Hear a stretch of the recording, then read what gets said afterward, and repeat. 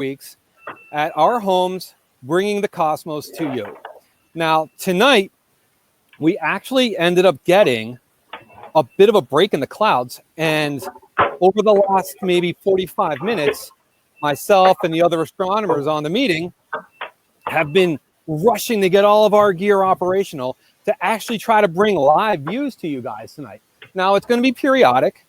There are clouds moving through the area, and if we are clouded out at any given time, then what we'll do is we'll supplement our views with images that we have captured this past week or images that we have on archive. Now, I wanted to first talk about who's on the meet tonight. So tonight we have the astronomers on tonight's meet is Derek Schott, Gavin Olson, and myself, Scott McNeil. And tonight our meeting is being moderated by Jessica McNeil, who is the supervisor of the Stargazing Nights event. And if you've been to Frosty Drew Observatory during the summer nights, you've seen her at the desk greeting you on the way in. Now, we are also trying a new platform tonight. We've switched our platform to something that would be a little bit faster, a little bit more higher quality, and would show all the astronomers speaking at the same time. As it's been before, tonight is a beta test, and all of you guys are part of the beta test with us. So if there's any failures, if we all drop off, just please sit tight, because we will come back in and we will be bringing the cosmos to you until 10:30. Now, you're probably wondering why we started a half an hour later tonight, and that's because sunset is getting later by the passing day. As we start moving into the May and into June, we start moving closer to the summer solstice. And during the summer solstice, Earth is at maximum tilt, 23.4 degrees towards the sun in the northern hemisphere, which gives us those super long days, but consequently those really short nights. So we're trying to adjust our live times to start with an adequate sunset time. So for right now, I'm going to bring up a live view of the moon that I have here in my telescope. Now, this is coming off of one of our cameras that we have. And this is also coming off of the telescope, a Meade 10-inch Schmidt-Cassegrain ACF telescope. Now, in this view here, you'll notice that we have some passing clouds coming by. You might see it periodically shake, and that's me making slight adjustments to the view, trying to keep the moon in the center of our field. Now, these lines you see moving around here, these are clouds that are passing over my location. They could get thicker, they could get thinner. We'll see how it goes as the night progresses. But tonight is a fabulous phase to look at the moon. So tonight we're about a 60% waxing gibbous. Now, waxing means the moon is getting bigger with each passing night. And gibbous means that the moon is already in a phase that's larger than a half moon or a crescent moon.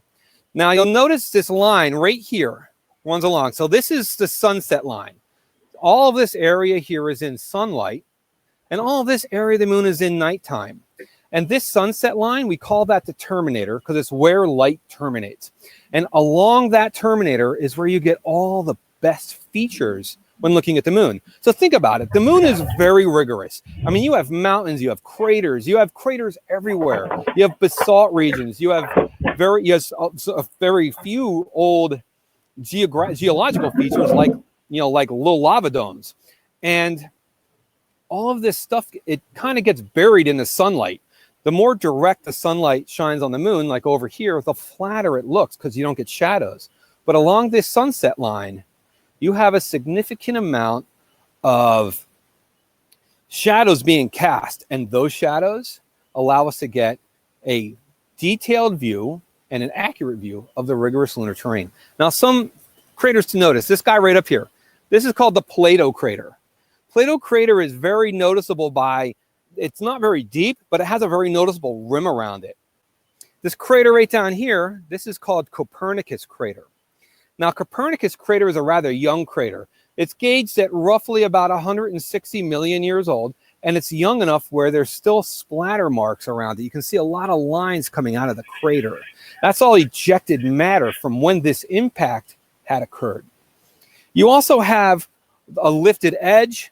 The crater rim is very visible, and it looks very dramatic at this moment because the inside of it is still in shadow due to the crater rim right here blocking sunlight's view. This crater, though, is deep. I mean, we're talking like the Rocky Mountains high deep. And it's about 55 miles in diameter. There's a little peak in the middle of the crater. It's a bounce back that happens when the impact occurs, similar to throwing a rock into a pond and it splashes up from the middle. That little peak that may become visible tonight is taller than Mount Washington. To put this crater in the scale. And if you were standing in this crater, you wouldn't say, hey, look at me, I'm in a crater. You would look around and you would see mountains way in the distance as you felt like you were standing in a valley. And those mountains you see, that's the crater's rim, the edge of the crater. Now, at any time, feel free to fire off questions or open up discussions in the chat window right to the right of your live stream view. Jessica tonight will be moderating the chat. She'll be communicating with you, and she'll be sending all of those questions off to me. I also don't have the best light on me tonight. I was told that I look kind of like a horror movie, and that made me want to use it. But this light may go out at some point, and at which point you may no longer see me until I replace the light. So, deal. Now, some other regions to keep in mind is these dark areas you see, like this region here, this dark area here, and this much larger dark area here. These are the areas that give us the features that we see when we look up at the moon, like the man in the moon or the maiden in the moon or the bunny. I see the bunny in the moon. And these areas are called Maria. Maria is the Latin word for sea. And when the ancient astronomers first looked up at the moon, they thought they were looking at bodies of water. We have them here on Earth. They look dark. We assume they were on the moon as well. But as we started to understand lunar geology better, planetary geology, and we started to understand physics and optics better and improved our optical quality, we started realizing that they weren't actually bodies of water, but they're actually basalt regions or lava beds. And to be more precise, they are the very first impact craters that occurred on the moon. These impact craters happened when the crust of the moon was cool, but the mantle was still molten. I mean, we're talking 4.5 billion years ago. This is when the Earth was a protoplanet. And very large objects called planetesimals, they're part of planetary formation. They were everywhere in this orbit at that stage, had smashed into the moon. And those huge impact craters they created, they broke the crust. And all of that magma, that lava that was sitting in the mantle, pulled back in. Now, kind of like a glass of water with drop some sand in it, all the heavy stuff starts to drop to the bottom, but a lot of the lighter stuff like the dust and everything kind of moves up to the top and floats on the top. The same thing happens with planetary formation. The heavier elements sink down towards the planet's core. In this case, when these impacts occurred, that lava, when it pulled back into those craters, it brought back some of those heavier elements. Elements like iron that, when cooled, reflect less sunlight than the surrounding lunar crust material that we call regolith. And as a result, they reflect less sunlight, and we can see them as dark areas on the moon. And thanks to that, we have the man in the moon, or the lady in the moon, or the bunny in the moon, which I see. And for those who don't see the bunny, some of it is in view right now. This is the bunny's head. The bunny's face is over here. Here's the bunny's ears. And the bunny's body is kind of in shadow down here, with the bunny's bushy tail right over here. Sometimes it looks like the bunny's on a bicycle, but not always. Hey, Scott, we had a question here from Emily Connor. She says, what time does the moon rise and set tonight, and how high is it right now? So right now, the moon is about, I would say, almost 60 degrees up in the sky. And it is, from my location in New England, which is yours as well, it's almost on the, it just crossed what we call the meridian. Now, the meridian is an imaginary line that goes from the south sky all the way to the north sky, and it separates the west and the east sky. So when an object is on the meridian, it's either at its most north or its most south. Regardless, it will be at its highest point in the sky. Now, the moon will move about 15 degrees per hour in the sky. And that gives us a substantial different rise and set time every day. So as of today, the moon rose at 12:46 p.m. this afternoon, and it will set tomorrow morning at 3:17 a.m. Tomorrow afternoon, it's going to be a beautiful day. Look up in the afternoon so it rises at right around 2 o'clock p.m. But if you wait a couple hours, like 5 o'clock, take a look up in the sky. Look kind of towards the southeast, and you'll be able to see the moon in the daytime sky, and it will look beautiful. Thank you.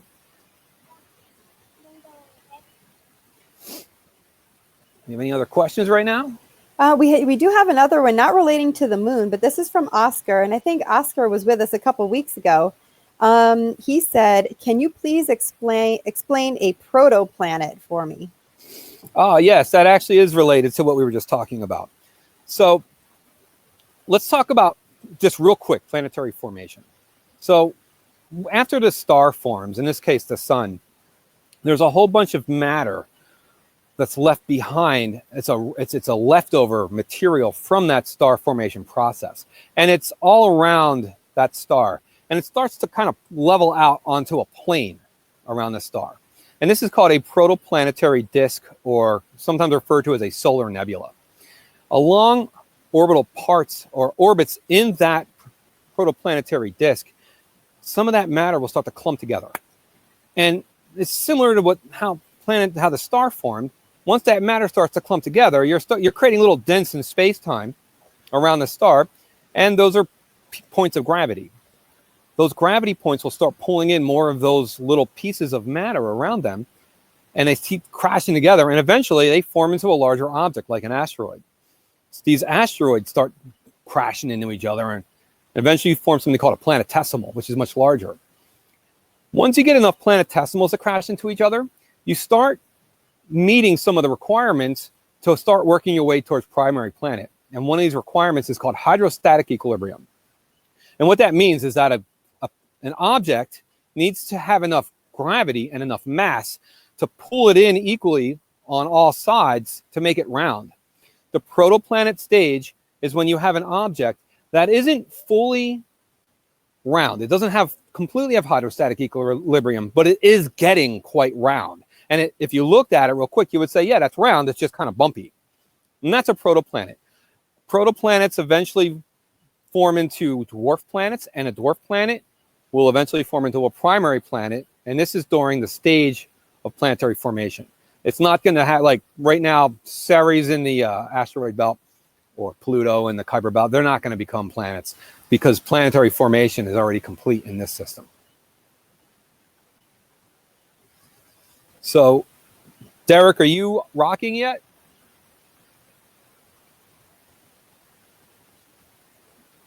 Yeah, I got everything up and running. I switched over to the Beehive cluster and taken a quick preview. Not sure my focal length is going to do any good stuff here, but we'll see what it comes out with on the preview. And then, yeah, it's probably a little tight. Do you want me to drop the session over to you, or do you want me to drop it to Gavin right now?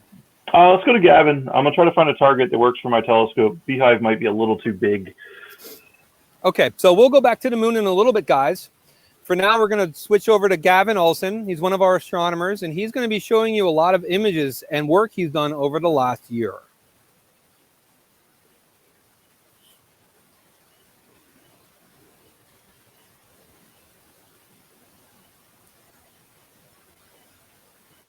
Okay. So Scott was showing us pictures of the moon. I'm going to kind of go the other direction there and show you some pictures of the sun. So we're currently drawing towards the end of solar cycle 24. So the sun has bursts of activity and dormancy that we've organized into these approximately 11-year solar cycles over several centuries of observation. And solar cycle 24 was kind of a dud, like some of the lowest sunspot counts we've seen in centuries, literally. But the one cool thing was that a lot of things got between us and the sun during this, so we still had plenty of stuff to look at. And one of the things was back in 2012, we had a transit of Venus. So what this meant was that the planet Venus passed directly between Earth and the sun. Now, you'd think the Earth and Venus both spin around. Venus is inside the Earth's orbit. That must happen all the time, right? And it does, just our orbits are slightly inclined relative to one another. So the point where we cross our orbits needs to also line up with the sun. So we've got 3 dots we're trying to make a line out of, and that doesn't happen very often. That is an awesome graphic. I love it. So because the relative lengths of year on the Earth and on Venus, we've got this 243-year cycle where we'll get 2 transits real close together, about 8 years apart. So in 2012 and back in 2004, there was another transit. But the next time this is going to happen is in 2117. So it was real lucky to catch this back in 2012 when I got this picture. Now, there's some real science that is done with these transits. Because we can very carefully predict when Venus should enter the sun's disk and when it should leave. Back in the 17th and 18th century, they were able to do a lot of science to determine very accurately the size of Venus and also the distance between the Earth and the sun by taking very careful timed measurements of when the transit began and end. Now, Gavin, what's up, Scott? Can we expect this to happen this year? Because Venus is going to pass in between the Earth and the sun this June. Yeah. Like I said, it's probably going to be a near miss there. Because Venus is quite small compared to the sun, and we have that slight orbital inclination. It's going to pass above or below the actual disk there. So no transit this year. No transit this year. No, it's going to be another, I think, 93 years. I'll make it. I don't know about you, but I'll be there. Yeah. I counted myself very I was actually out in Chicago. Here's a picture we set up. I took the picture with I was out in Chicago at the what's it called? The Adler Planetarium. Had a very good event. And I was lucky because it was actually clouded out here in New England. So being on vacation was a lucky break. Yes, that was a crazy day. We had like 600 people come out to Frosty Drew and look at the clouds with us. And about 5 people stayed until the end of the day. And this little hole in the clouds kind of rode the horizon. And right at sunset, we got a view of the transit. And all you heard was everyone's camera shutter going, just clicking like crazy. Yeah. And it's once in a lifetime. It was amazing. So that was in 2012. We had the transit of Venus. That was a great one because Venus is, almost the size of Earth. So we got a fairly large object there. More recently, last year, we had a transit of Mercury, which we didn't have clouds for here in New England. We were able to capture this image is actually from Frosty Drew Observatory.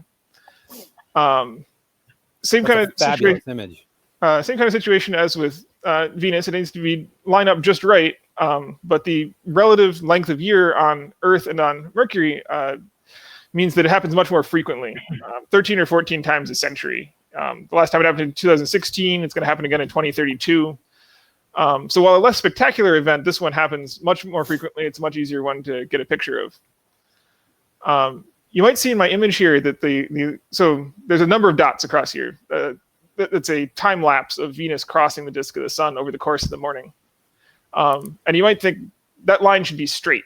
And it was in reality. Like Mercury travels a very straight, very predictable path through space. But there's some waviness there. That's because there's a lot of atmosphere between us and the sun. And as that atmosphere roils, and it was first thing in the morning, moisture started to come up out of the ground as everything heated up. There's a lot of movement there. So between subsequent pictures, like the apparent location of things was moving around. That's one of the challenges you have in ground-based astronomy is dealing with having that first 50 or 100 miles of atmosphere when you're looking hundreds of thousands of miles away can really be a challenge. Now, did Frosty Drew open up that day for the event? Yeah, it was a fairly well-attended event. We had some very interesting instruments there. We've got a solar telescope, so you can actually, it's got very narrow filters on it, so you can see solar prominences and the grain structure in the photosphere. And that's actually equipment, if we were open this summer, there would be a bit of a solar program before the regular observing sessions every Friday. Let's hope that happens. It's the dream. So, Gavin, on the left-hand side of the picture there, were there clouds or? Yeah, we were battling with clouds throughout the morning, so there are some the gaps in the sequence there when we were completely clouded out. I wasn't able to get a picture. Gotcha. Then my final image here of things getting in the way of the sun comes from 2017. There was the moon got in front of the sun, and we experienced a solar eclipse.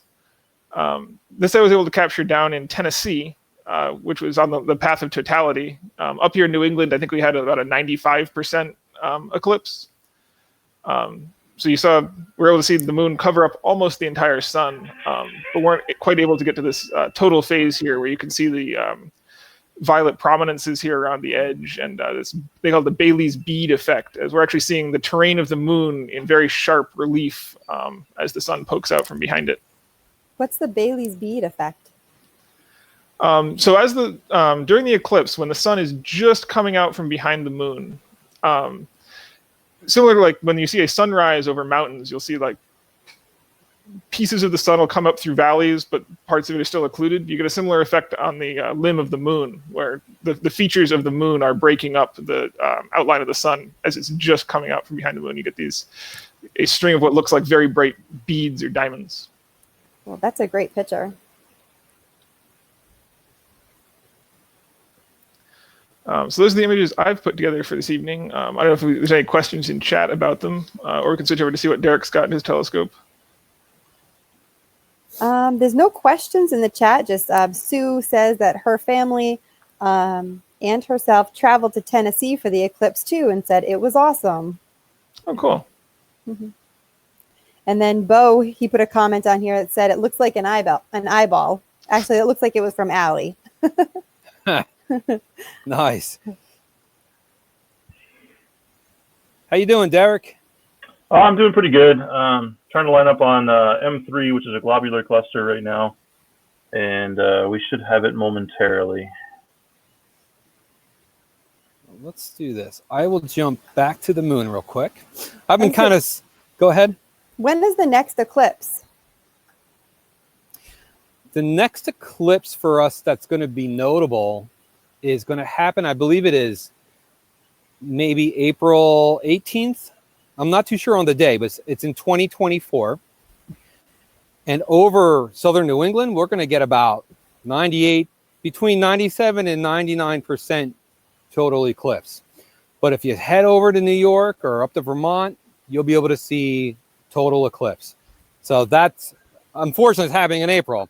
And April is, as you can tell, it's always raining and cloudy in New England. So that's kind of part of those caveats of New England astronomy, but we'll see if we can pull it off, right? I know, see that all of April, we had to do just pictures, nothing live. But now the first day of May, we have live views. Go May, right? Yay. Yep. All right, so I got M3. I just have to get the telescope computer into our session here, and then we'll be able to do a live view of Messier 3, which is a globular cluster far enough away from the moon to take a picture of it tonight. Excellent. Yeah, like I was saying before, that we didn't expect to have clearings tonight. So we did not plan to have our equipment rocking the tonight's session. So you're definitely dealing with a little bit of last minute setup with us tonight. So we apologize. Please be patient, but we're really happy that we can actually bring live views to you. All right. So let's give this a whirl. All right. Also, new platforms. Have to learn where the present button. One of your two computers should probably mute. Good call. Oh, you know what? It's a microphone. Yep. All right, there we go. Yay. All right, sorry about that. I was one thing at a time. All right, so hopefully this doesn't lock up my Astro laptop. It's a little old, but we'll see what happens here. And it looks like a blank screen so far. Yep. just your Yep. icon. All right. Well, let's. I'll plan throw the moon up B. real quick if you want. Yeah, throw up the moon real quick, and I have a plan B. So. Okay, here we go. Well, Scott, we did have another question from Joan Lawler. She said, "Are there any exciting meteor showers coming up?" From what was the name? Joan? Joan. So Joan, yes, there are. We have the Eta Aquariid meteor shower, which peaks on Tuesday morning, May 5th. Now, the Eta Aquariid shower, though it's not a personal favorite of mine, it could bring upwards of 40 meteors per hour to the skies over any given location in the north. But that number is under excellent conditions. It's under conditions where you don't have the moon and you don't have any clouds. Now, sadly enough, this year we're going to have about a 96%, I believe, waning gibbous moon. And at that point it's still waxing gibbous. It's not quite full yet. So we're going to have the moon with us all morning, and it's going to wash out most of that shower. It doesn't mean you can't see any meteors. It just means any of the dim meteors that the shower produces are going to be outshined by the moon. So my recommendation would be you don't have to worry about finding a dark spot because the moon is going to kill it anyway. So wherever you are, just make sure you have a wide open view of the sky and set yourself up so your feet are like you're laying on your back and your feet are facing the northwest. You're looking straight up at the top of the sky called the zenith. And if you can, try to find something like a chair or a structure or a tree that can kind of block the moon from your view. And that'll help you get a better view of the sky. And you could catch a few Eta Aquariid meteors passing by. So let's see here. So right now we have the moon. And I've moved the telescope just a little bit. In a view here, you can see that there is a lot of craters down in this region here. And I'm going to try to see if I can't center this region and then zoom in a little bit. We're still figuring out some of our capabilities here, and I've slightly limited abilities when it comes to zooming, but we'll see what we can get here. So yeah, so zooming in on this region of the moon here, we're going to try to take a look at, I believe it is that crater right there. So this crater here is the Tycho crater. Now, Tycho crater, which is this one right here, is one of the most notable craters on the moon. Like Copernicus crater, which we were talking about earlier, it's a ray crater. It's a young crater. And when you take a look at this crater, you can see a lot going on here. One, you can see that there's definitely a little mountain in the middle. And that's that bounce back I was telling you about. When that impact occurs, that it bounces, the crater bounces back up in the center, similar to throwing a pebble into a pond of water. You also can notice the crater rim is very detailed. You can see a lot of just detail and features in that rim, a lot of buildup on the inside, on the outside as well. You can see that there's definitely a lift around it. And then this dark region here is just a shadow that's being cast by the crater rim. Now this crater is just over 50 miles in diameter, similar to Copernicus crater. But something to note about what you're seeing here too is you notice that it may not be as smooth as it is for me, but you can notice there's waviness in your view. Like it doesn't look like it's sitting completely still. And what you're looking at is distortions that are, in our view, caused by Earth's atmosphere. Now we call this atmospheric dispersion or atmospheric distortions. And the measurement that we use to calculate how good our view will be is called seeing, or atmospheric seeing. You've got to think about the atmosphere. I mean, it's a pretty dense atmosphere. We got a lot of light coming through it, and it's moving through all these different atmospheric layers, and it's refracting, and it functions like a lens. As you have convection happening, where you got heat rising, and then the cold is shrinking back down, you have wind in the atmosphere, you have humidity and moisture. All of this stuff kind of changes that refraction just a little bit, and the focal point's constantly shifting. So it's kind of hard for us to keep the telescope perfectly focused at all times. And we can get pretty close. Now, depending on how good your viewing conditions are, sometimes you get them really well, where seeing conditions are really, really nice. And then you don't have so much of this waviness. Other nights, seeing conditions are so bad that though you may have a clear sky, you look out in the telescope and you see nothing but a blur. So I'm going to zoom out real quick here. And we're going to kind of jump around to a few other regions. I'm going to move up now to an area where the Apollo 15 landing site is.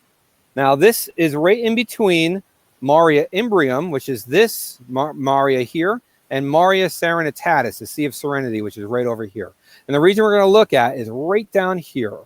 Now, I'll tell you right now, you're not going to see the flag. You're not going to see the Apollo lander. This is just, I mean, the moon is roughly 240,000 miles distant from us. I mean, that's out there. This telescope couldn't see a mailbox on Block Island, more or less a flag on the moon. So we're not going to see any of that. But what you can do is you can try to kind of track some of the features in the region. Now, I'm going to see if I can improve our focus just a little bit here. So it might go in and out for a moment. Let's see what we get. And then I'll point out, now the mountains we're looking at here, these are mountain ranges on the moon. Some of these are known as the Mons Alpines, or like the Montes Alps. And right in this area over here, so you have a series of peaks right here, and you have this little lift in the ground here. Now, when you're looking over here, you have this crater right in this region here. Jump over here, and you have this little tiny crater right here. If you look at the Apollo 15 landing site images, this crater, this little tiny one right here, that I'm kind of blocking with my mouse, sorry, is in the pictures. So this is the Apollo 15 landing site. And when you think about the landing sites of the Apollo missions, most of them landed in like Mare Tranquillitatis, the Sea of Tranquility, and a lot of nicer areas. And we went for, it's dangerous, but we tried to find landing sites that were not as dangerous. This was a risky one because this is in a relatively rough region. In this view, you also have this crater here to the left. This is called Archimedes crater. And Archimedes crater has a nice lift around it. I mean, this is like lunar sexiness, right? We're kind of almost making out with the moon here, but it is a beautiful view tonight. So, Scott, you mentioned that the Apollo 15 site was in a rougher, more dangerous area. What sort of science did they want to do there that justified trying to land there? Well, so I can't answer that directly, but from speculation and from the limited knowledge I have of the Apollo missions, that location, they were likely trying to survey regions of the moon that had different types of features. So this is in a different Mare, and it sits along the very edge, this landing site sits along the edge of a mountainous region. So the basalts, the regolith, the crust material could be very different in that region. And though largely most of the missions to the moon weren't too much about, pure science, I think a lot of it was about, the awesomeness factor. That mission was one where I think we were looking for, to try to get a good idea of the different types of materials that were on the side of the moon that we see in different areas. Now, I know we get the questions a lot about seeing the flags on the moon, and I think that's great, but something to think about in regards to the flags on the moon, you probably would not be able to see, even if we could see the flags right now, they're probably bleached, I mean, there's no moon on it. There's no atmosphere on the moon. I mean, you're in direct ultraviolet sunlight for a very long day. Like a day on the moon is 27.3 days on Earth. So that's a lot of sunlight. Those flags probably didn't last very long. But additionally, I wasn't alive for the Apollo mission, sadly enough. But for those who were, and remember the Apollo 11 mission, when we landed, Neil Armstrong, when he was putting the flag in the ground, he kind of ran into some issues with that. And when the astronauts were trying to get it in, it kept falling over, and they had to kind of build up a few rocks around it. What they realized is that powdery material on the moon, on a lunar surface, is very thin, and it's very hard and rocky underneath. So that flag was not up very nicely. I'm sure that they blew it over when they left. So I'm going to bring the telescope here over to Plato Crater right now. So here's a nice close-up view of Plato Crater. And in this region, you have a lot of things going on. So this down here is Maria Imbrium. This is a basalt region, and it looks, it's very flat. But as you get over into this area, you get a crater that is got very notable edges on it, but it's not very deep, and there's no center bounce back. So this is a very old crater in a region where there was a lot of other activity happening. Now, on the side over here, you have a nice little escarpment, or like a cliff region. I don't know what this region is offhand, though you see a lot of these on the moon. And a lot of these regions are products of geological fractures. A lot of them come down to large objects that broke apart before they hit the moon. And as the moon spins, they hit the moon at different areas and make like a line. But this here is a Plato crater. And, the Plato crater is notable because it sits right next to a region called Sinus Iridum, which is just out of view, which is right over in this region here. And Sinus Iridum is where the Chinese lander, Chang'e 1, Jade Rabbit 1, landed a few years ago. And though the rover, U2, didn't get very far before it froze, the lander was the first ever observatory to be placed on the surface of the moon. And it is still there to this day. So I'm going to relinquish my screen right now over to Derek, who has some deep sky objects for you guys all to freak out over. All right. And like I said before, if you guys got questions, just keep firing them off, all right? All right, so I finally got everything set up. Thanks for being patient with us. And let's get this presented from laptop that probably will work.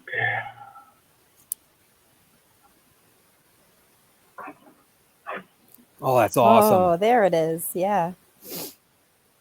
All right. So I just captured this image about 4 minutes ago. This is just a 10-second exposure to try and bring out some of the stars in Messier 3. Messier 3 is in the class of objects that's known as a globular cluster. These objects exist because they're gravitationally attached to the Milky Way galaxy, but they're not really part of the main disk of the galaxy, and they kind of orbit in what would be kind of termed as a halo. Messier 3 exists kind of between, or to the left of Como Berenices, and between the two constellations of Como Berenices and Botes, about halfway between some of the brighter stars in those constellations.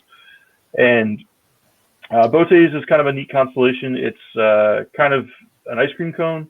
It's anchored by a very bright star at the bottom of the ice cream cone, and then it kind of goes up and makes an ice cream cone. And then off the ice cream cone, there's some arms and some legs, and Botes is one of the great hunters in the sky, and he's got a couple of globular clusters around him. This is one of them. So what you're seeing here is a collection of stars that is like gravitationally bound tightly, and then in the center they're very close together, so that if there were a planet around one of these stars, there would basically be no discernible nighttime, because the surrounding stars would keep so much illumination on any terrestrial body inside of this cluster that it would just be bright all the time, which is kind of an interesting thought experiment. And the further you go into the cluster, the denser the stars get. And then you can kind of see around the outside of this cluster, there's, the stars get much looser. And these are thought to be some of the oldest objects in the Milky Way, or associated with the Milky Way. They measure, oh, sorry. Most of these are over 10 billion years old. Derek, is this object naked eye visible? Maybe at a very, very dark site, it would be naked eye. I don't think we would be able to see it in New England or at Frosty Drew. So if I'm hanging out in Providence and I'm out with my friends, and we're back to normal, we can actually hang out with our friends outside, and I look up in the sky, I can't just point this out to them. No, this would be too dim to see naked eye. There are globular clusters that are naked eye visible. This one isn't bright enough to do that. Okay. Now, with this cluster, I feel like I see a lot of pareidolia here. I don't know. Do you see like familiar shapes or maybe faces in here? I mean, you can always, draw associations between either the stars or just the negative space between the stars. It's open for interpretation. I don't know if I see anything here. So one thing that kind of stands out with me when I look at these clusters is that sometimes I see flowers. Sometimes I see like Messier 5. When I look at Messier 5, it looks like a spider to me. Okay. In this one, I kind of see what looks like maybe a windmill. I mean, this is the scientific part of the discussion, right?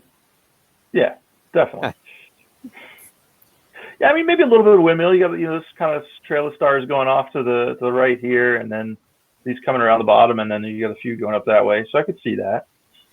Now, Messier 3 is probably the first really good globular that we would see after the new year, right?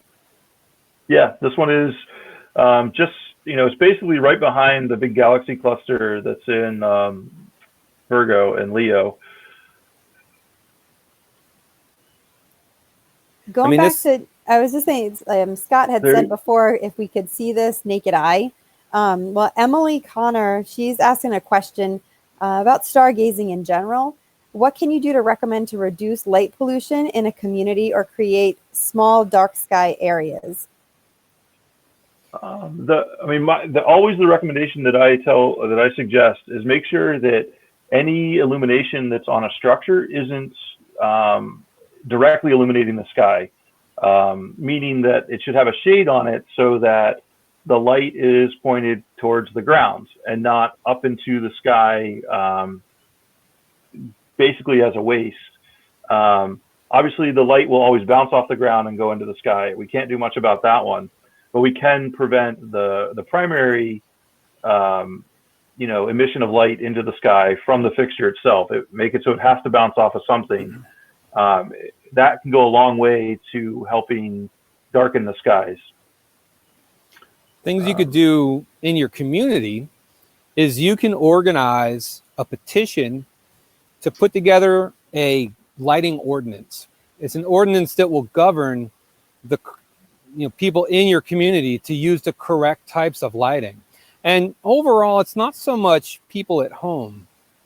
It's largely businesses like parking lots and building lights. As Derek was describing, a lot of these lights, if you look at a light and you actually can see the light source from a distance, like the glare, then that light is incorrectly installed and it's putting light into the sky, it's putting light into your eyes. You should be able to see the area that the light illuminates, but not the light source itself. So putting together a lighting ordinance or a petition and developing a lighting ordinance, taking it to your town council or your city council, and getting that enacted as an ordinance, an official ordinance in town, will allow your community to promote the return of the stars. And if you get a spot that's dark enough in that community, then you can have it registered as a dark sky park or a dark sky location with a group called the International, or the IDA. It's the International Dark Sky Association. And they are the ones that kind of oversee the dark sky parks, the dark sky park registrations, and also assist in a lot of lighting ordinance regulations and trying to really educate people on proper lighting. I mean, a lot of people think that we want, as astronomers, all lights to be turned off completely and everyone just pin reflectors on their shirt. And that would be nice, but that's not what we expect. We know we're not there. But it's not difficult to install correct lighting. It will save you money. It will save energy, so it's greener.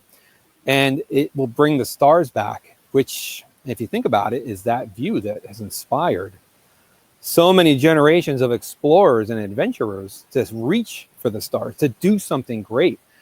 Me personally, I'm kind of scared at the idea of losing that because it really has driven almost every great person in our history. Gavin, you have anything to add? Yeah, I mean, on the topic of astronomy driving exploration, I mentioned earlier that the transit of Venus back in the 17th and 18th century, they made some like new measurements that had never been made before. Part of that was you want to make measurements at widely geographically separated areas. So one of the things that drove the round the world early circumnavigation voyages was to go to the other side of the planet and be able to make these transit measurements in very close synchronization with measurements that were being made back in Europe.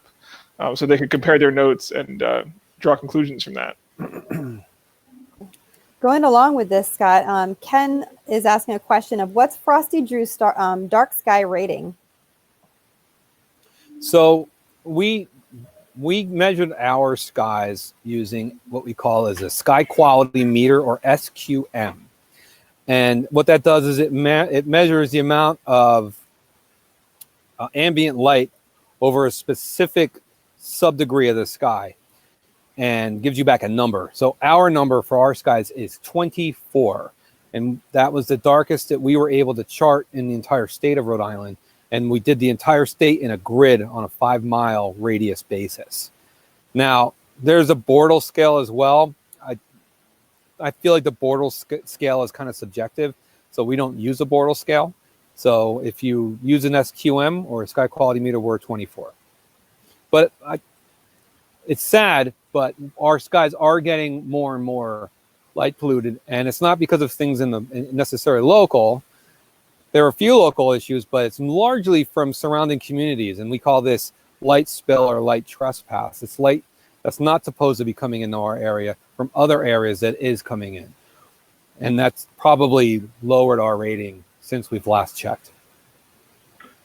So I slid over to another globular cluster. This one's M53. It's close by to M3. I just wanted to give a different globular cluster a view as well to see the difference in structure between the two.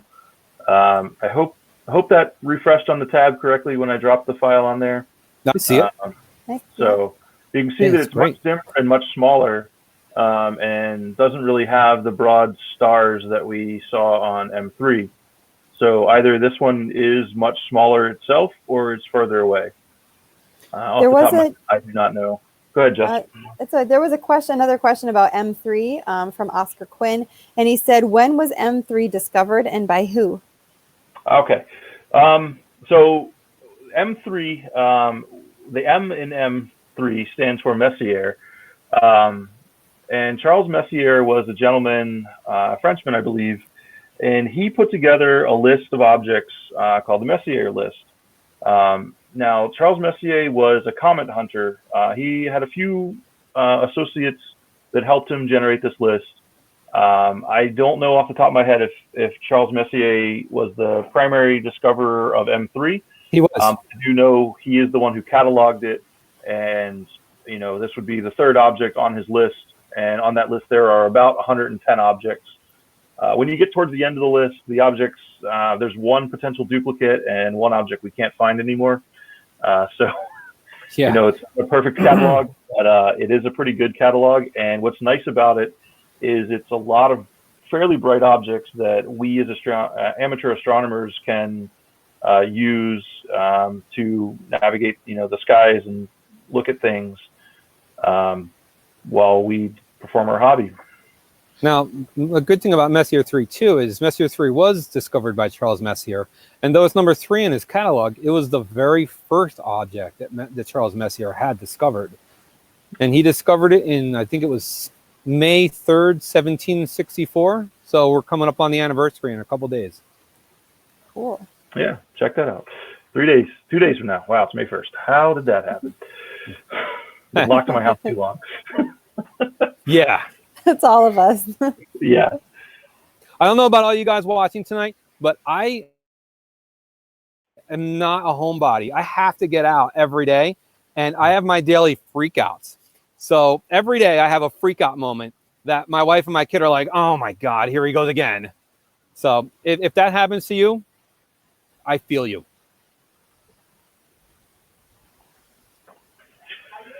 All right, I'm going to go try to find something else. We'll jump back over to me if I find something. Interesting. Gavin, Yes, you got Scott. anything? Go ahead, Jess. Oh, okay. We had a question about the moon, and so I don't know if you were going to go back to the moon at all. I But could jump back to the moon if you like. Okay. Christina Monk asks, it looks like some areas of the moon are smoother than others. Are there parts of the moon that gets hit by a lot more meteors than others, or is it just random? Okay, let me bring the moon up right here. Christina, that's a great question because we don't have a direct answer for it either. So there is some mystery that we see around the moon altogether here. So what happens with the moon is that, let me zoom out here just a little bit, get a little bit better view. There parts of the moon are not, let me see here. Wrong button. There we go. Scott's upside down. I'm upside down? Yeah. Oh, nice. But you can see the moon, right? It seems to have frozen. Let's see here. Turn this back over. Are you still, you're not presenting, right, Derek? I don't think so. I am not presenting. Okay. We seem to have lost Gavin's picture and Derek's picture too. Oh, I still see everybody. Huh. Okay. I'm going to refresh my page real quick. I'm going to refresh the All right. session.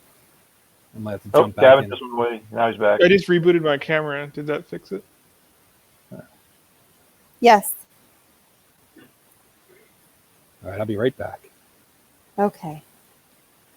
So let's see. There's a question here that other people can probably answer. What is the best time of year to see the Milky Way over Frosty Drew? So if you're really to get up in the middle of the night and go down to Frosty Drew at like 3 o'clock in the morning, honestly, this time and the next few weeks are probably the best time to see the Milky Way come up over Frosty Drew.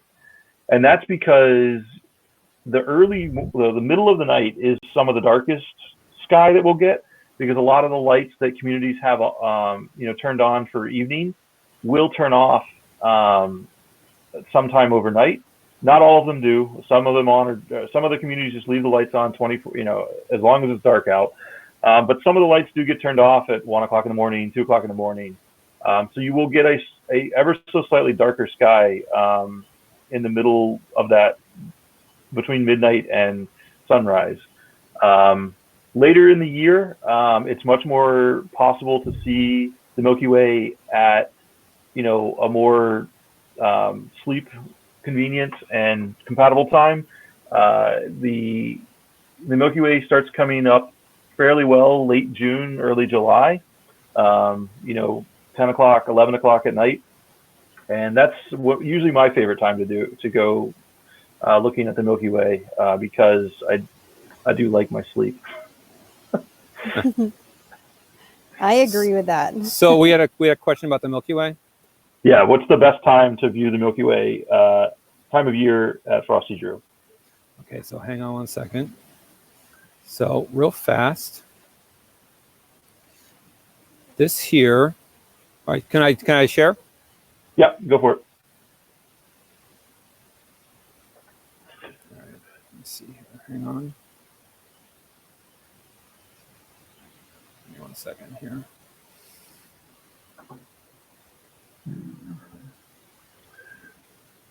Sorry if I'm making faces. I like to make faces at my computer. All right, so this here is why we think at Frosty Drew the best time to view the Milky Way is largely now. And this is because this was taken about a week ago. And this was on the peak night of the Lyrid meteor shower. Do you guys see it? Yes. Yep. Okay. Yeah. On the peak night of the Lyrid meteor shower, you can notice right here we got 2 Lyrid meteors and the Milky Way right here. Now, like Derek was saying, you can see the Milky Way for a large amount of time during the year, and it does become much more visible at a more reasonable hour. right now, Milky Way views are happening in the morning hours at Frosty Drew and where you are. But at Frosty Drew, it's dark enough to really get a great view. And the reason why we think this is the best time of the year to see it is because during that time of the night, like Derek said, the lights are out on a lot of people's houses, a lot of like localized light pollution, the stuff that's not killing you, but it is contributing, gets shut off. You also have less traffic on the road, so you have less headlights casting light into the sky. And in the morning hours, a lot of times all of the ground has really cooled off a lot. You don't have as much heat rising like you do in the evening. And all of that moisture in the air has now condensed and it has fallen onto the ground as dew. You'll notice that the ground is saturated, but the sky is crystal clear. And you get these fantastic views of the Milky Way. Now at Frosty Drew, our best sky is the southern sky because south of us is just the wildlife refuge and then the ocean. So it's dark. It's super dark in that direction. And that direction is where we look in the north to see the Milky Way galactic nucleus, which is this section right here. And this time of the year, in the morning hours, roughly about 3 o'clock in the morning, the galactic nucleus will rise in the south. And it's just beautiful. And it's a shame that we can't get into the park right now, or you guys can't as visitors, because this is the time of the year you want to be out there looking at it. But don't sweat it. You will be able to see it all the way through August at Frosty Drew. And during that time of the year, it becomes a lot easier to see it. You want me to hand it back over to you, Derek, or what? Trying to line up on M51, which is a galaxy, and we'll see how that lines up in the next couple minutes. Okay, so I'm gonna show real quick. I think Jess had a question. Go ahead, Yeah, Jess. I got my hand up. Well, Bo Dugas had a question. He said, hey, I keep seeing a lot of stuff about an asteroid possibly coming to hit us. What is the likelihood of that happening? Hey, Bo, how you doing tonight? So it's good to hear your questions over the wire. I'm imagining looking at you right now. So the asteroids hitting us. I mean, this is definitely a topic of discussion. Will an asteroid hit us? Yes. Will an asteroid annihilate us? Unlikely. So, I mean, ask the dinosaurs about that. They may disagree. But if you think about asteroids, most of the really large asteroids, the ones that like asteroids, especially like the one that took out the dinosaurs. I mean, we know where these asteroids are. We're tracking these asteroids. We have the technology today to find these asteroids, learn these asteroids' orbits, and then figure out what dangers there are. And there are no asteroids right now that are really on a collision course with us in the very near future. Now, there are asteroids that are questionable. One of these asteroids is called Bennu, and I believe it is in about 274 years, somewhere around that. The asteroid Bennu has I think a 1 in 11,000 chance of striking Earth, and 1 in 11,000, that's not very good. We don't like them to be that high, that probability. And among other things, we've sent a small spacecraft called OSIRIS-REx to asteroid Bennu to collect a sample and bring it back to Earth. Now, there's a lot of reasons why we're collecting a sample, but one of the reasons is also planetary defense, to try to learn as much as we can about this asteroid and get ahead of any potential damage it may cause. Now, but this doesn't account for small asteroids. Now, when you think about asteroids that are like the size of a minivan, there's a lot of these out there. And a lot of these asteroids, we don't find them until after they've already passed us. And usually this happens when they come at us from the sun. Because asteroids that are approaching us from the sun, we kind of miss them. And we don't have a lot of stuff looking for asteroids in that direction. So that back in, I think it was 2015, we had that asteroid that exploded over Chelyabinsk, Russia. And that was an excellent example of one of these smaller asteroids that we didn't see. Now, there was always hype. Whenever an asteroid gets near us or passes us, like what happened this past Wednesday, I don't remember the designation of the asteroid, but it passed us at maybe, I think it was 13 lunar distances, and it was quite large, the largest asteroid that passed us this year. You get all the doomsayers get really excited about it. They're like, oh, it's going to slam into us and we're all going to die. But you know what? No, I'm sorry. It's not going to happen that way. This asteroid, when we say 13 lunar distances, it's 13 times the distance of the moon away from us. You're talking well over 1 million miles in this case. So, I mean, as far as space goes, yeah, that's really close. As far as striking us and killing us goes, not really. And one more thing I'm going to add to this, because I do think this is funny, is when you watch all these movies about asteroids hitting Earth and stuff like that, these asteroids have amazing aim. Like they don't hit just Rome, they hit like the Colosseum, or they'll hit like the Empire State Building in New York. Like, I really don't think it's going to happen that way. I think that most things that hit Earth, first of all, they blow up in the atmosphere, but if they do make it to the ground, they largely would probably be somewhere in the ocean, largely in the Pacific, because it's just such a large area. If you think about the size of New York City on the scale of the size of planet Earth, that's quite a precise hit. So don't worry about asteroids hitting us right now. And by the time Bennu gets here, we're going to have that figured out. Sounds Any other good. questions? Nope, not right this second. All right, let me jump over to something real quick here, and then I'll relinquish to Derek. So this past week, we had another chance to capture some views of Venus. Now, Venus tonight, from my location, sadly enough, is slightly too low in the sky for me to be able to get my telescope on it. But I do have a capture that I recorded from earlier this week. Let's try to see if I can fire this up here. All right. I'm gonna drop this out real fast and then load it up in another window. And Venus is, like, I can't say it enough. You want to be watching Venus right now. This is the time of the year where you're going to catch beautiful views of Venus. I mean, Venus has entered its waning crescent stage. And in waning crescent, Venus is just so beautiful. You'll notice that not only is Venus waning and getting smaller in your view, it is actually getting larger in your view as well. And that's because, as Gavin was saying earlier, Venus is approaching us. It's swinging around the sun and moving into a position that's in between the sun and the Earth, called inferior conjunction. That's why we see just that small crescent right now, because most of the side of Venus that's in daylight, that's in sunlight, is on the other side from what we're looking at. And most of the side that we see is in nighttime. And that's why we see that crescent shape. But Venus is going to continue to get thinner and thinner and thinner as it approaches inferior conjunction, which is when it's between the Earth and the sun. And it gets so thin that you get this really weird glow around the crescent. And that's called the ashen light.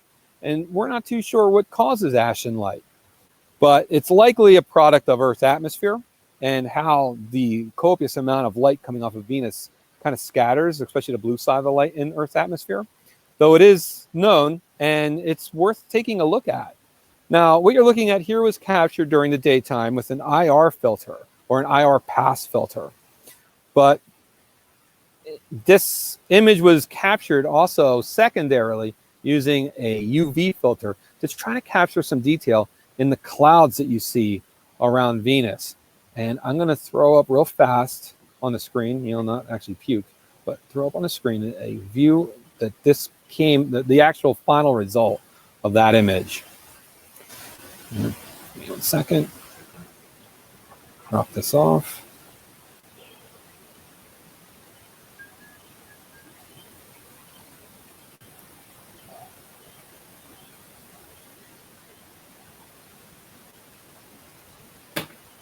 Is that an actual image of Venus right now? It's not. This is from earlier this week, because I don't have a view of Venus in the sky here, sadly enough. I can see it in the trees out here, but if I put the telescope on it, it's going to be a very arboreal view. You might actually see squirrels and chipmunks and all that stuff, which wouldn't be as inspiring. But this here, so using that process I just described, this is what Venus would look like. You can see some of the blues and then some of the yellows in here. All these blue regions are details in that the heavy clouds that cover Venus. I mean, Venus is completely covered in clouds. And capturing it in UV allows me to capture some of those clouds. So this is the final image that was created from that video we captured earlier this week. So I'm going to now relinquish the screen to Derek. who probably has some really great stuff to show you. We'll see. And if Galaxies there's are questions, Jess, by all means, put them up. hard. All right, let's get this going again. All right, so this is one of the two big galaxies that is near the end of the handle on the Big Dipper. I'll stop talking until this comes up for everybody. Oh, I see it. So, yeah, it's barely there. The moon is not making it easy, but you can see these ever so faint spiral arms coming around this center nucleus of that galaxy. And then over here is a companion galaxy. And in much longer imaging sessions where more data can be collected, you'll actually see that these two galaxies are interacting, and this one almost sits off as a tail to the main M51 galaxy. So this one, if you're looking at the Big Dipper and the handle is to your left and the bowl is kind of going north, M51 is below the last star in the handle, almost at a 90-degree angle, about the same distance it is over to the next star in the handle. So that makes kind of a triangle to those stars. I tried to take a longer picture to bring out more detail, but my telescope is not tracking super well right now at that spot in the sky. So it's just a blurry mess.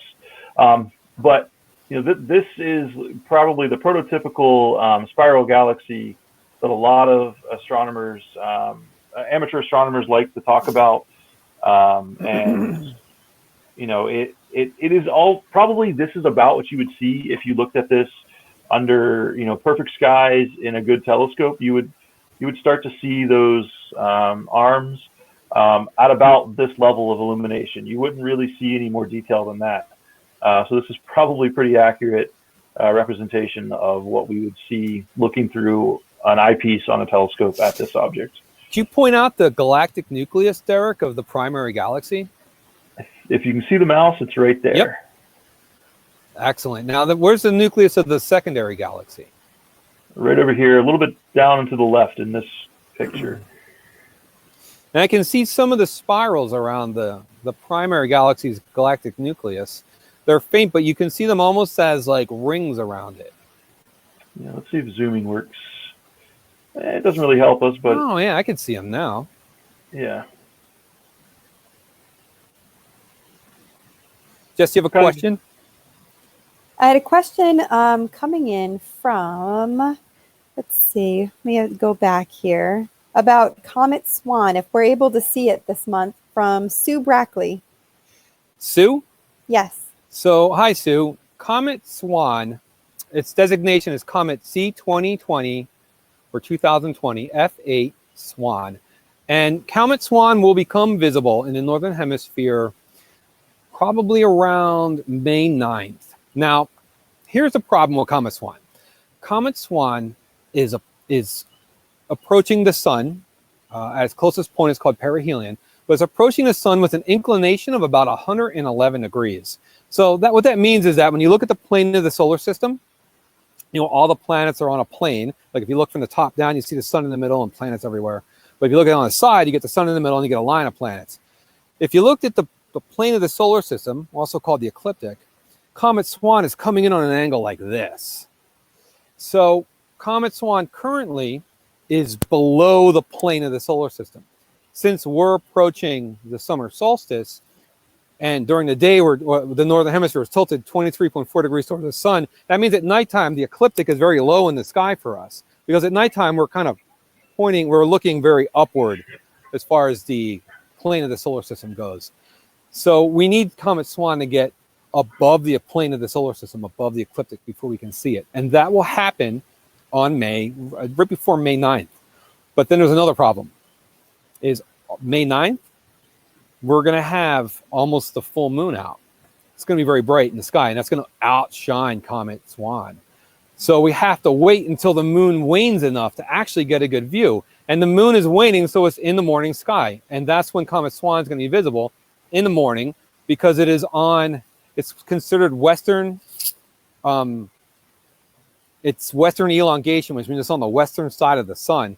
So that means it sets before the sun sets. So we have to wait until the morning for it to rise before the sun rises. So we're talking roughly May 16th to May 19th. May 19th will probably be the best day to start getting out to take a look. And you're going to want to be out about 3:30, 4 o'clock in the morning. And you want to be looking towards the eastern horizon.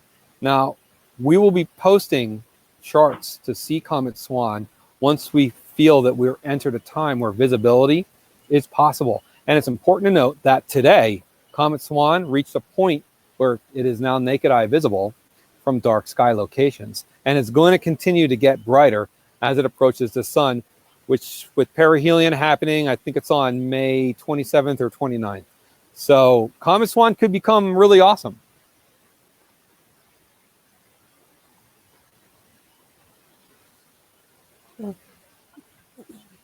I don't have any other questions here, Scott, but Oscar and his mom were on again this week. So I don't know if you want to do a little shout out to Oscar.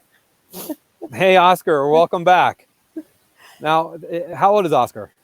Oh, I'm trying to remember if he was about 9 years old. Nice.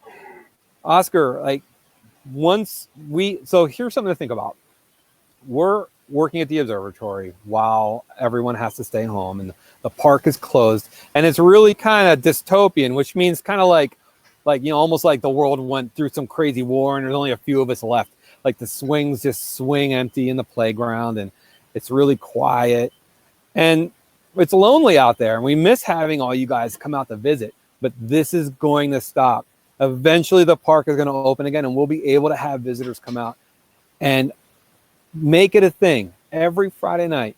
Grab your parents, grab your grandparents, be like, take me to that observatory because I want to rock out with the astronomers and dig the cosmos, because it really is an amazing spot.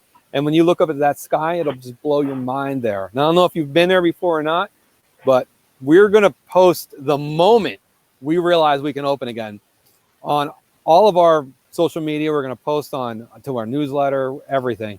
And we're going to open up as soon as we can. So make plans now because it's coming soon. It's definitely going to come soon, if not within the next couple months. So, well, that falls right into what Bo is just saying. He said, when does it look like Rhode Island might lift the ban? And also, Oscar is 7 years old. He let me know. Yeah, well, I know this coming weekend, there's been talk about lifting the ban on some of the state parks. Now, I mean, I know they're not, you can't have groups gathering, so that still kind of hammers our plans. But you can at least go out and run for fun. And but this is the first step. I mean, it's not like we're going to say, it's gone, we're good, let's open everything back up and go back to normal life overnight. It's step by step. So opening some of the parks is a really great step forward. And hopefully this is the first step to getting to the point where we can start accepting visitors again to the observatory and really just celebrating the cosmos. We have a question here from Brian Kelly, one of our friends here at the observatory. He said, are there any large craters visible to us that impacted the moon after the Apollo moon landings in the 60s and 70s? If not, how old is the youngest prominent crater? Hey, Brian, how's it going? We're gonna try to get you onto this live stream maybe next week if you're available. We've missed you. So for those who are watching, Brian Kelly is one of our sky evangelists.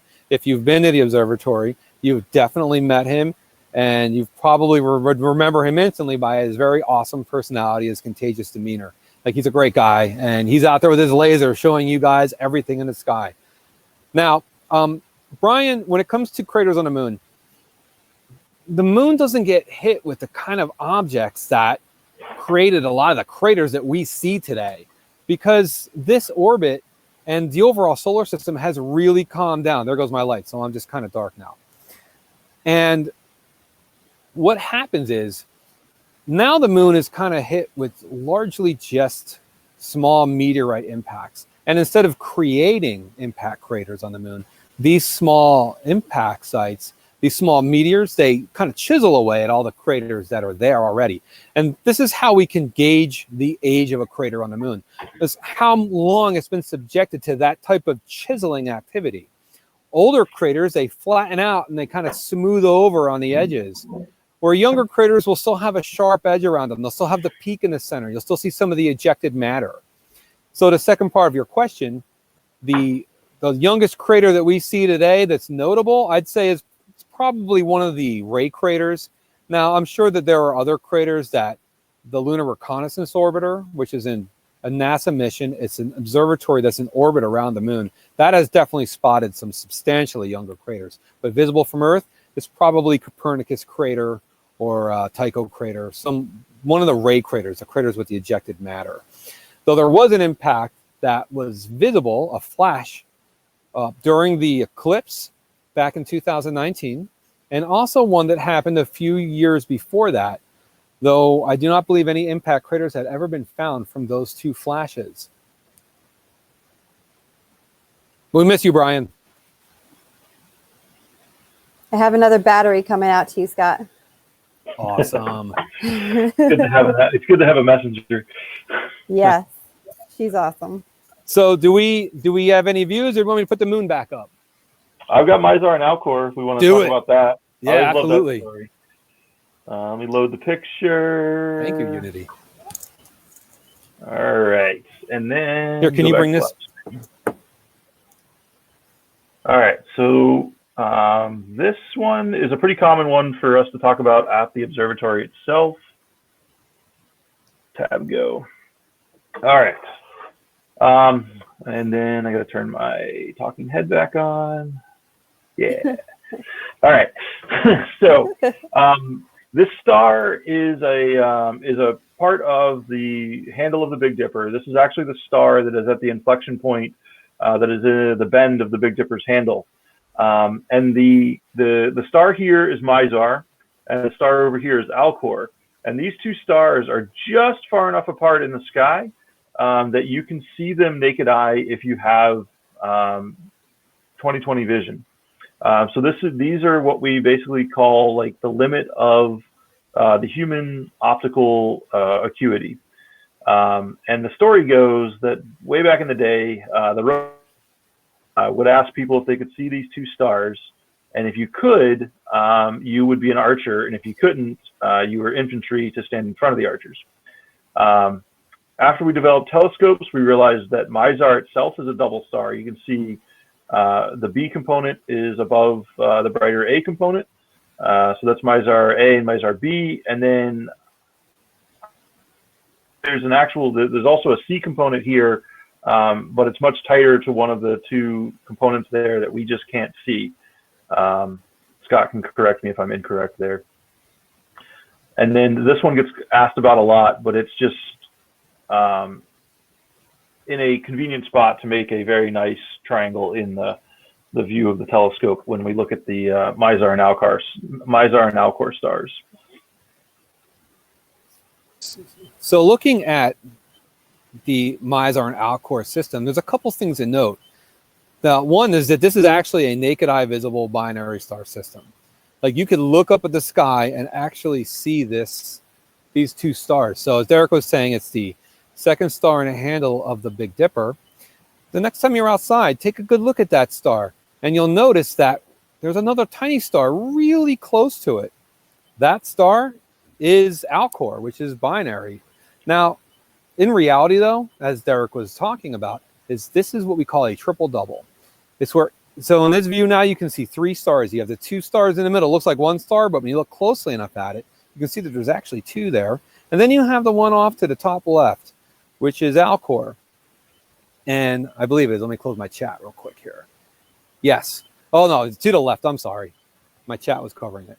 That is Alcor. Now, each of these stars you see here, these three stars, are actually two stars in themselves. So each of these stars represent a star system. And each of those systems, the two stars orbit around each other. And then the three star systems have a gravitational center point and orbit around each other. And we call that a triple double. Cool. So Derek Bow is asking, is that your own home observatory you got there? Yes. Cringe. Yeah. Actually, Gavin helped me build this. We got bored a couple years ago and decided to build an 8x10 shed in my backyard that has a removable roof. It was mostly successful. There's only a few leaks. Derek built his own observatory. What did you say, Gavin? There are some unique engineering challenges to making the roof of a building removable. Yes.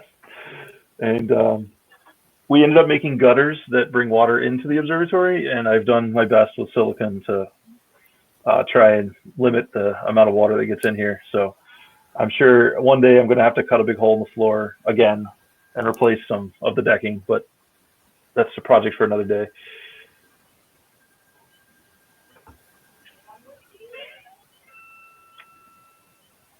All right, so I'm going to go try and find another object to look at. I don't know if we want to try and see if any other questions have come up. This does take a few minutes per object, but it's seemingly going to work. So this might be a viable way to do our astronomy Friday nights and not just have it be pictures we've taken previously over the last few years. All right, let's go on to the other side. No, there's no questions here. So. Okay. All right. I'm going to step out for just 1 second. I'll be right back. All right. All right. I'm going back over to the constellation Leo, which is kind of the constellation where the moon is.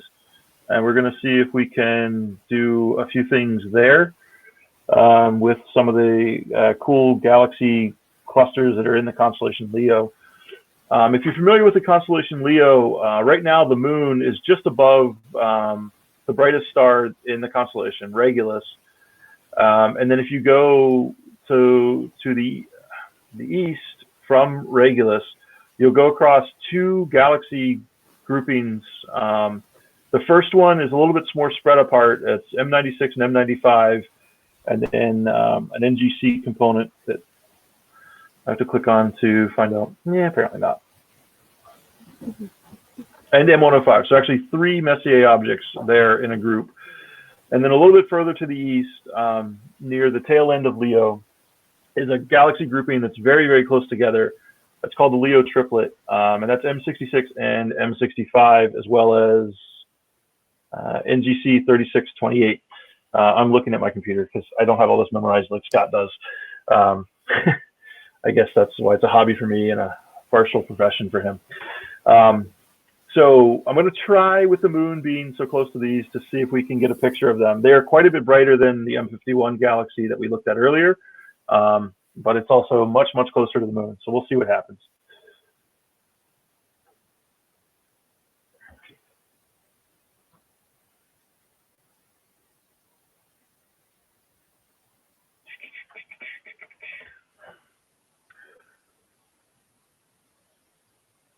Yeah, and just behind the constellation Leo, there is a lot of galaxies that are in the local group that's technically in the constellation of Virgo. So it's called the Virgo supercluster of galaxies. And if you take like a wide-angle camera lens and point it at that region of the sky, it's like every other spot in the sky is a galaxy. It's 50-50 stars and galaxies. It's amazing how many objects are there. A lot of interacting galaxies, and then a lot of galaxies that are paired together, interestingly. So Ken had a question, and he asked, what does NGC mean? NGC means New Galactic Catalog. And it is a superset of catalogs. Usually, if an object is in the NGC catalog, it's also in another one of the catalogs. Messier is a catalog, New General Catalog. Thank you, Scott. I will always get that wrong. Galactic sounds so much better. And there's the IC. I mean, there's just a number of different catalogs, and it seems like the modern astronomers put together the new general catalog to basically make a superset of all those other catalogs. All right, back to this. And let's go up here.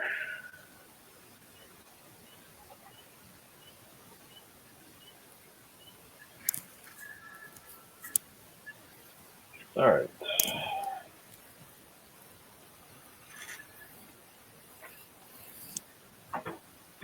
Yes.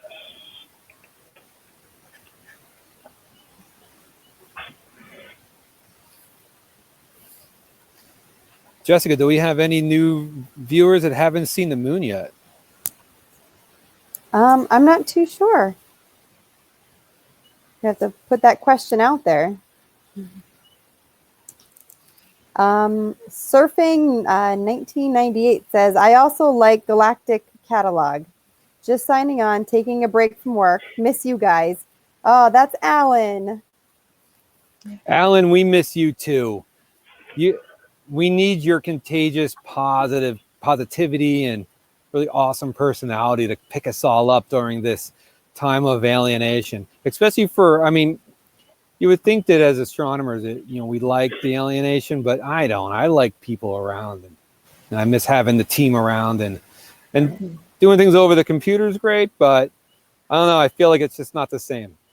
I miss being able to talk to the visitors at Frosty Drew. Just having those conversations in the dark, staring at the sky, looking at a telescope. It always makes me remember that,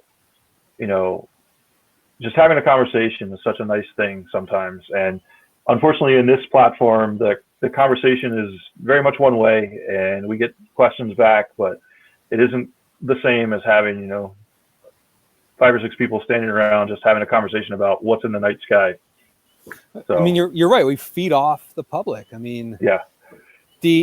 You can tell. It's funny because at the end of the night, when we're packing up, you can get a really great idea just by the attitude or just the emotion of the team on how the whole night was with everybody else. Because if everyone was having a great night with us, and everyone is pumped up, we're happy, we're all talking about all the great things that night.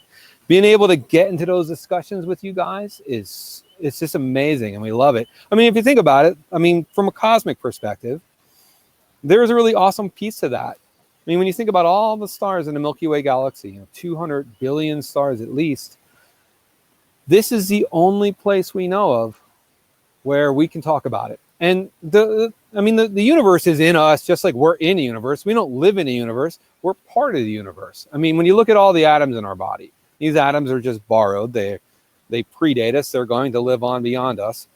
And they formed in those high mass stars out there. I mean, on our bodies, we have carbon, we have oxygen, we have nitrogen. I mean, we have these things in Earth. We see these things in the solar system. We see them in the galaxy. We see them in the universe. It's all the same stuff.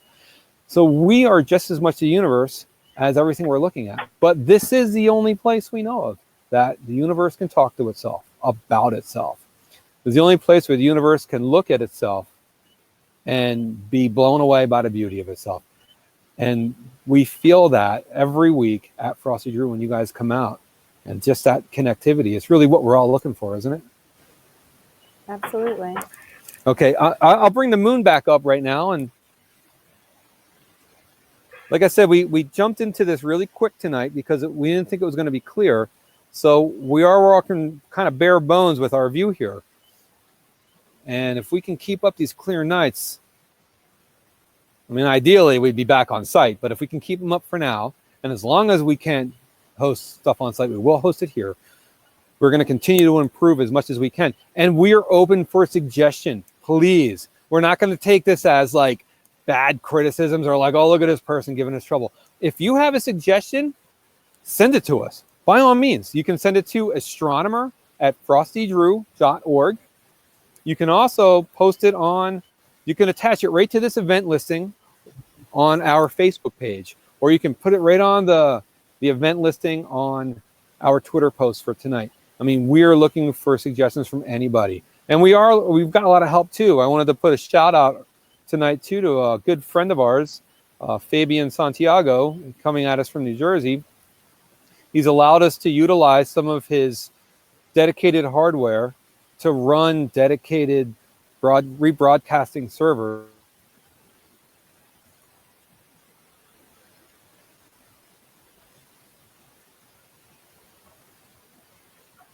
Still there, Scott? Yeah, lost part of his audio Lost part of it, yep. right in the middle of the shout out. You know. Right, I know. That's the way it happens. All right. Scott just joined back. I heard the I little... saw. Yeah, and I just crashed a little bit, but that's fine. You know, that's my laptop that's doing that. I'll bring the moon back real quick for you, because my telescope is still rocking out here. You might have to give out that shout out to Fabian there. How much of it did you get? Just that you were shouting out to Fabian Santiago. Yeah, so Fabian, what he did, he put up a dedicated server with a dedicated rebroadcasting server on it that we can use to bring this to you. And I mean, what an awesome donation, huh? He doesn't charge us anything. He's just such a great guy. And all of this stuff is helping us move forward. So we talked in past weeks about all those that donate to us, and you guys really are awesome. I mean, the donations have been coming in every week from our viewers, and it means so much to us, especially during this downtime when we're really trying to figure things out.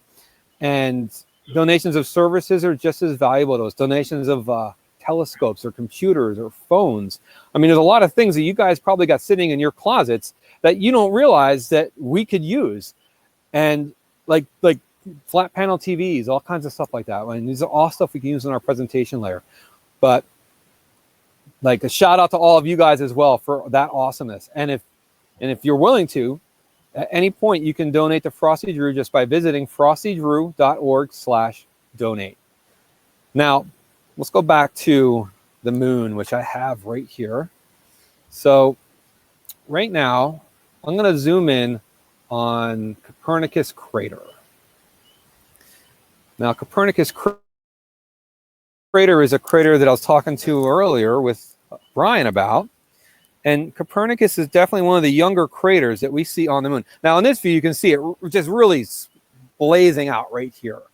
But as we zoom in on this guy, let's see what we can find here, right? The other way here. There we go. I mean, look at that, baby. That is one sexy crater, right? And see if we can maybe get a little bit sharper focus on it. Just a little bit. There we go. So it So looks like a moon. that's no moon. No, so Copernicus Crater, I mean, even right now, you can see a lot of really great notable features. So this is a young crater. You can see all this ejected matter around, all these lines coming out. So these are called rays. And this is where the crater gets its name, Ray Crater.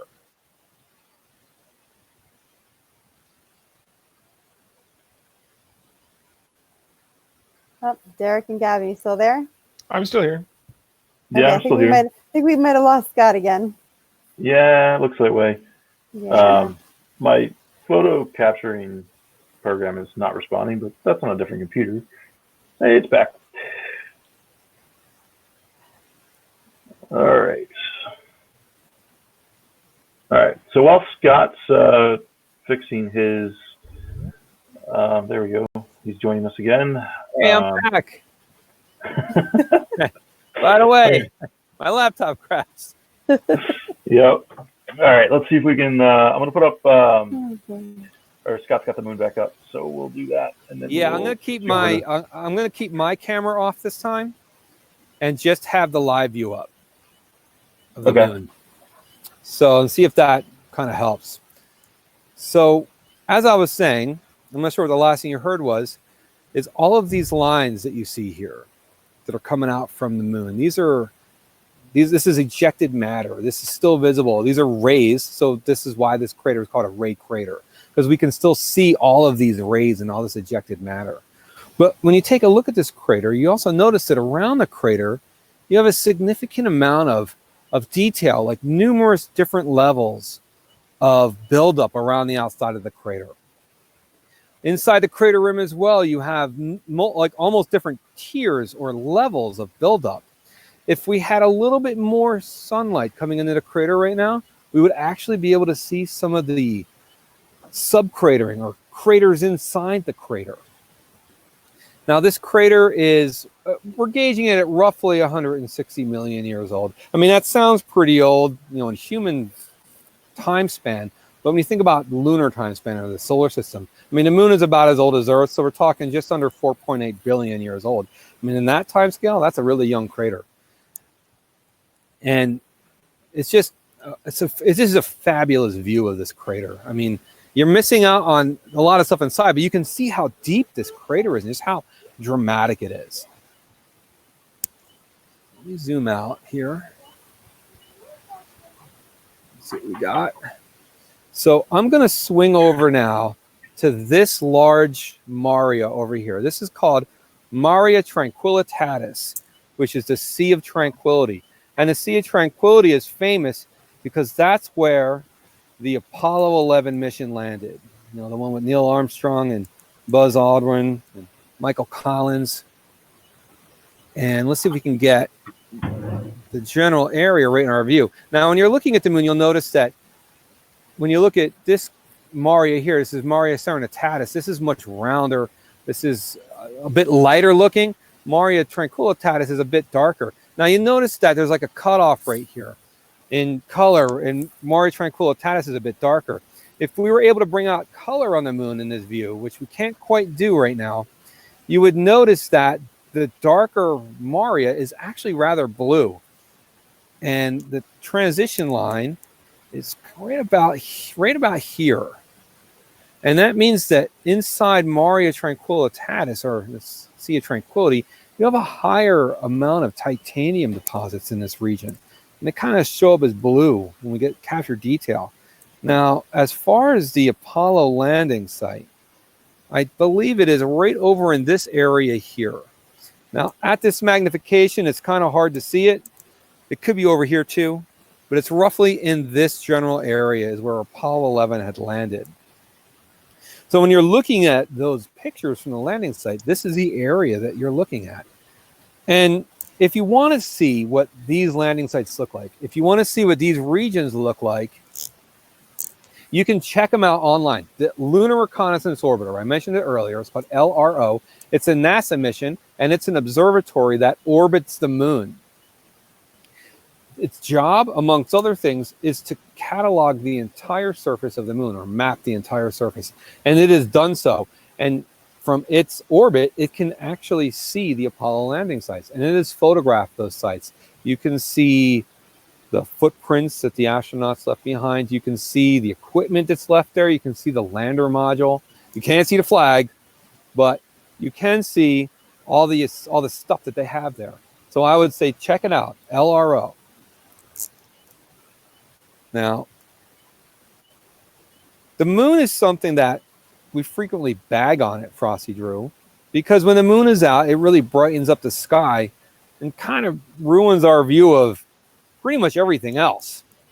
But the moon really is an awesome thing to look at. You could spend the entire night just looking at the moon because there's so many craters on it.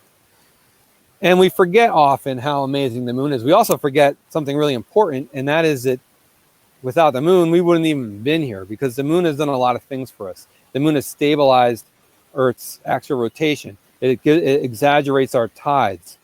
And all of these things are critical for life to evolve to the state that it's in today.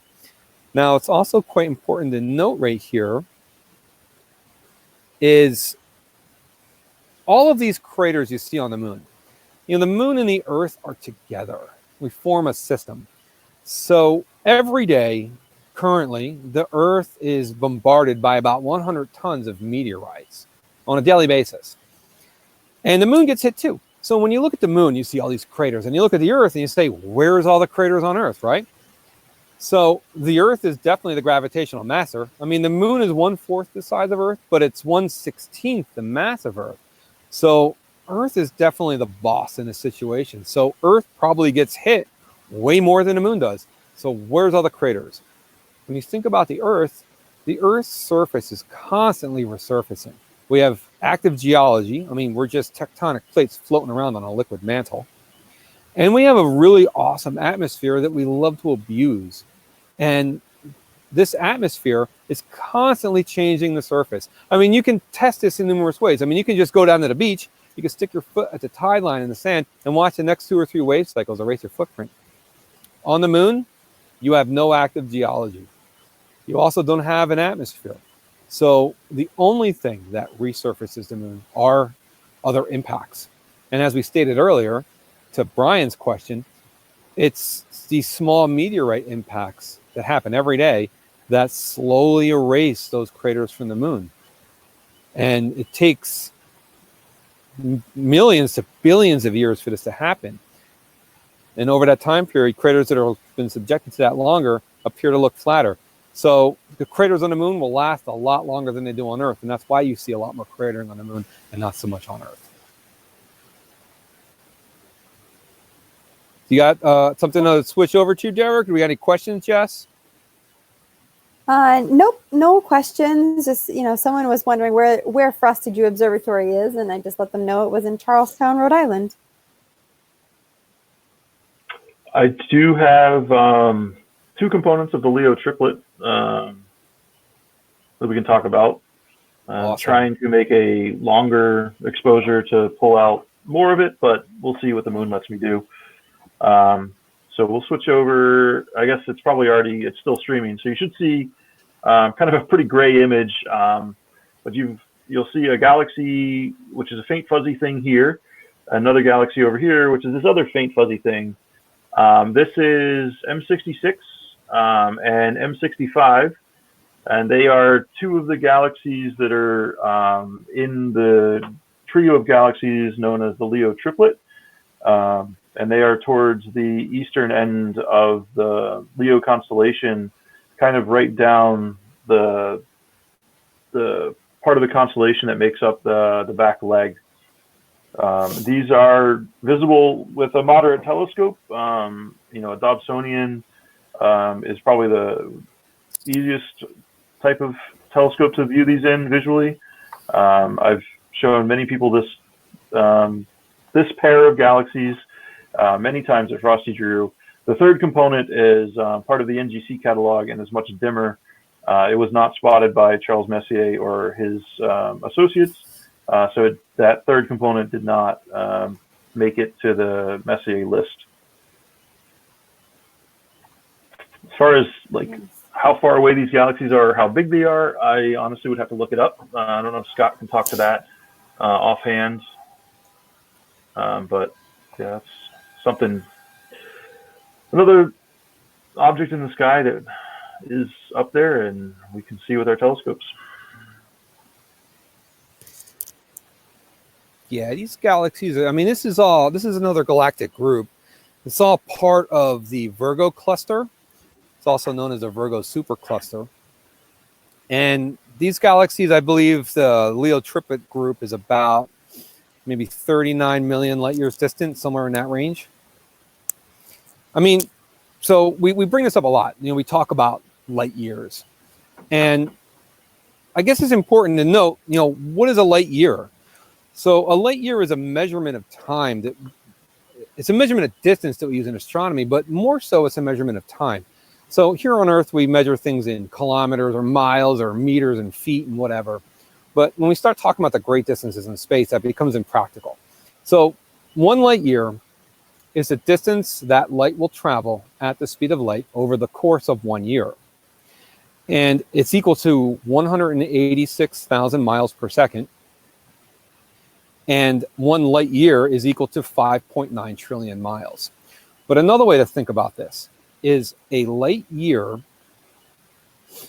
when you look at light, you're just looking at photons, little tiny pieces of energy that enter your eye and interact with the photoreceptors on our eye, where we convert it to an energy that we can understand.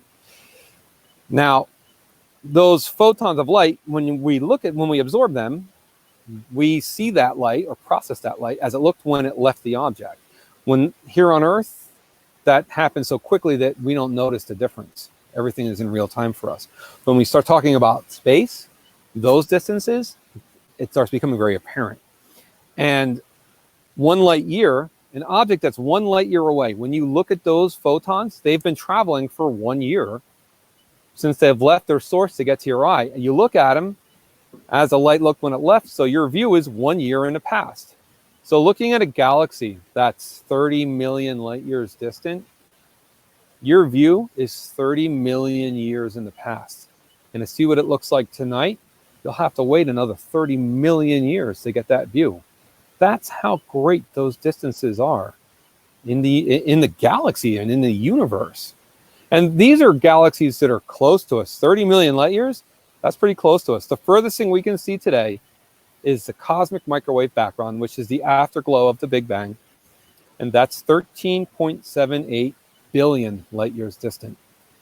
At Frosty Drew Observatory, the furthest object that we've observed is a quasar called CTA 102. It's in the constellation Pegasus.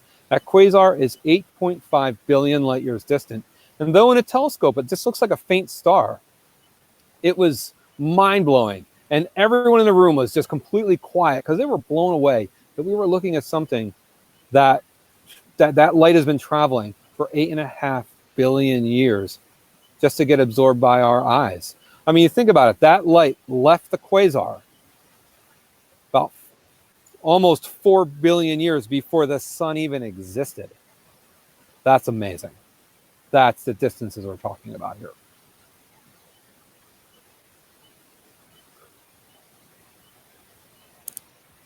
Gavin, you got anything to show? I don't have anything to show. As a topic for conversation, you mentioned you saw this quasar 8 billion light years away, so that must be pretty bright. What sort of process is going on in a quasar that makes it different from some other object we might see that's closer? So a quasar, a good way to think of a quasar is it's a young galaxy. So in the center of galaxies, just about every galaxy that we've observed, there's a very large, high mass or supermassive black hole. And around the black holes in a quasar, you get this disk of matter. It's called an accretion disk.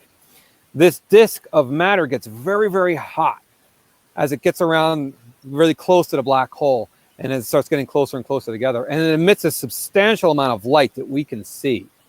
Now, that's a quasar. Oh, depending on the angle that you look at a quasar, sometimes they're called blazars, which is where you see a radio jet coming out of it. Sometimes they're called radio galaxies as well, because that radio jet, sometimes we can intercept it. But they're all really the same thing. But over 8.5 billion years, that object has changed substantially. And it no longer would look like that if we looked at it today. Jessica, please. Yep. So we had a question here from Ken. Said, how did you know that was what you were seeing, the quasar? Because it's been charted in the past. So it's been studied, it's been charted, it's been identified by other astronomers that work in that field. And since they've done so much work to catalog this object, we were able to know when's the best time to look at it. We didn't actually observe in our telescope all of that process happening. To us, it looks just like a little tiny star.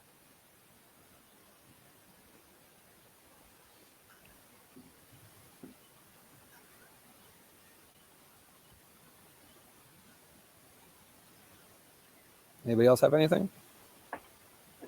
Nope, no more questions here right now.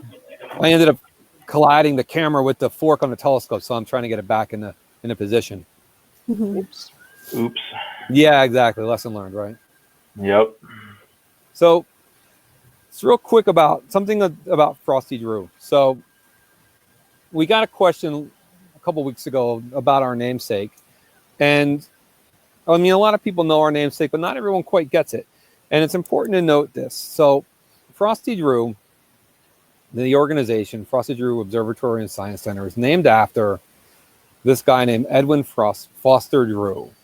And Edwin Drew was a really awesome person. But when he was young, he caught polio. I mean, we're talking about viruses right now. It seems to be the talk of the town, right? I mean, everyone's going on about viruses. Polio was a really bad one. And before we had a vaccine for it, it really took a lot of lives. And Edwin Drew was one of the people that caught polio. Now, though he survived polio itself, the virus itself, it left him severely disabled. Though Edwin Drew was really a fantastic guy when it came to speaking. He had a way of convincing people to see things differently, or to kind of see what he would consider obvious, so other people would consider very difficult to see. And he was very connected to nature and ecology. Now, in the 70s, the site that Frosty Drew is on today, the Observatory, Ninigret Park, and Ninigret National Wildlife Refuge, used to be a military base. It was the Navy's auxiliary landing field, and it's got quite an impressive history. There's a lot of really great stories that we hear from people who come through that had service there or had landed there. But when it became decommissioned, the land went up to bid. And around this time, the rules changed on who can bid on these lands. It became that anybody can bid on them. And the highest bidder was the nuclear power plant in the area. Now, Edwin Drew would like to see this land turned over to the town as parkland, as to the Department of the Interior as wildlife refuge land. So he put together a petition, which turned into a really great lobby, to have the land turned over as parkland and National Wildlife Refuge instead of to the power plant. And they succeeded. And as a result, you have Ninigret Park and the Ninigret National Wildlife Refuge. Now, shortly after this happened, Edwin Drew had died largely from his complications that he had resulting from polio. And they started the Frosty Drew Observatory and Nature Center, or at the time, the Frosty Drew Nature Center, as a living memorial to Edwin Drew. Now, Edwin Drew was the person that did a lot of work with getting this land turned over to the town and to the Department of the Interior, though there was numerous people that made the park what it is today. And that is the story of our namesake. Though don't mistake Frosty Drew, which was his nickname, Frosty, as somebody who was the saint-like guy, like super cool. He was a rock star. He was an underdog. He used to drive around town in a spacesuit. I mean, he was definitely a cool cat.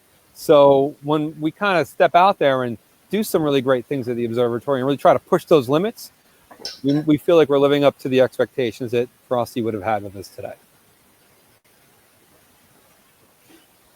So we're down to the last 6 minutes of our broadcast. Does anybody have a request? We'll have to give him a couple seconds to get back to you there. Yeah, sure. I mean, even though we're cranking on last minute here, I'm just unbelievably excited that it cleared up tonight and that we have a great sky to show you guys, because it looked like it wasn't going to happen. And I was thinking, oh, 4th week in a row, come on. Yeah, I was scrambling around like a crazy man, grabbing all my gear to get out here, because I was all set up in my basement to do what we've been doing for the last 3 sessions.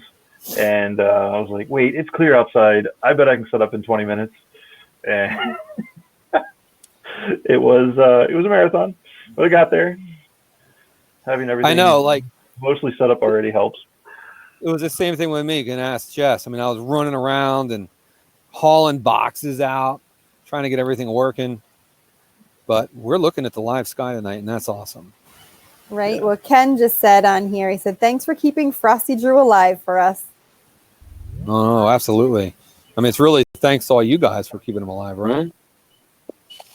So I'm going to show real quick.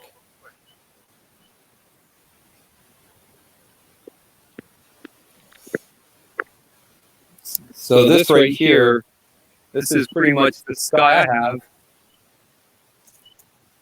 Double mic'd. There we go. And I mean, we have the moon up. And you're not going to see too many stars on my phone, but like there's not a cloud in the sky out here. Yeah, with my desk lamp here, I can see the moon. And then maybe Arcturus.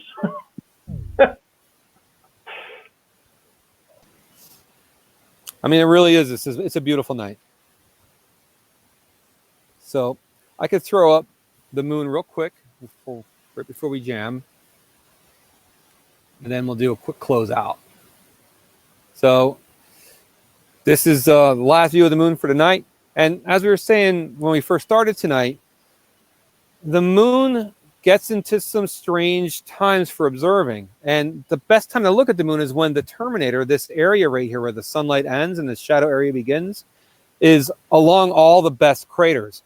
And that's pretty much any time between first quarter, which is when the moon is like 50% full and getting bigger, up until about 80% waxing gibbous, when the moon is almost full. Because through that area, you get Copernicus crater, and you get Tycho crater, and you get Plato crater, and Archimedes crater. You get the Montes Alpines. I mean, you get over here, you have Sinus Iridum, and then out here you have Aristarchus. I mean, all these amazing craters that end up along that area. And right along that line is where you get the best view because of the direction that sunlight is shining on the area of the moon. Now, as we get to the full moon, it doesn't look all that great because all the moon is in full sunlight. It's all in direct sunlight. So the view becomes very flat, very bright. So these are the nights to look at the moon. Scott, Brian had a question. He said, what should we look forward to seeing in the night sky in the next couple of months? May is galaxy month.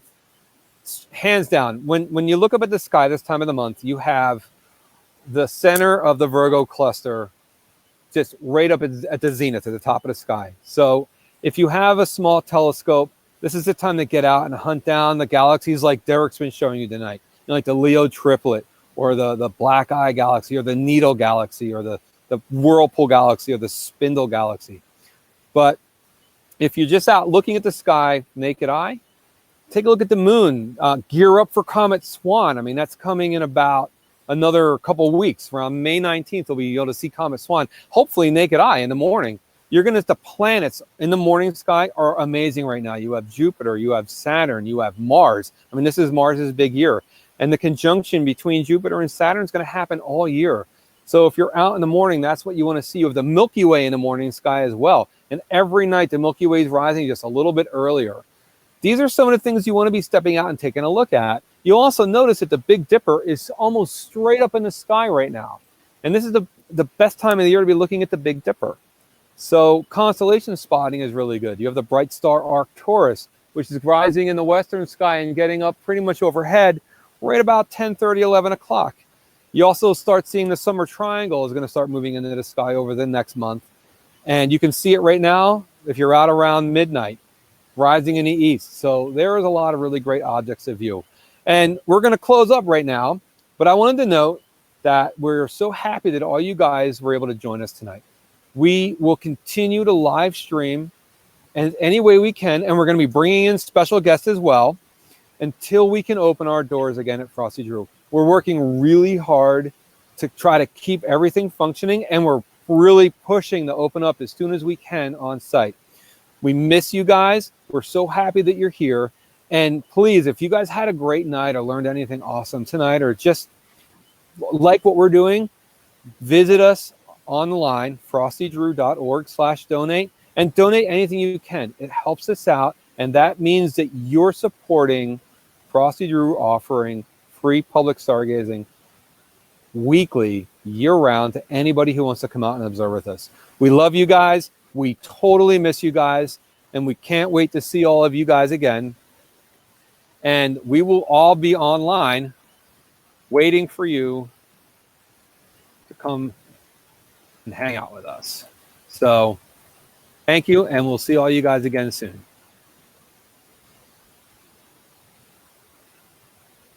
Happy clear skies.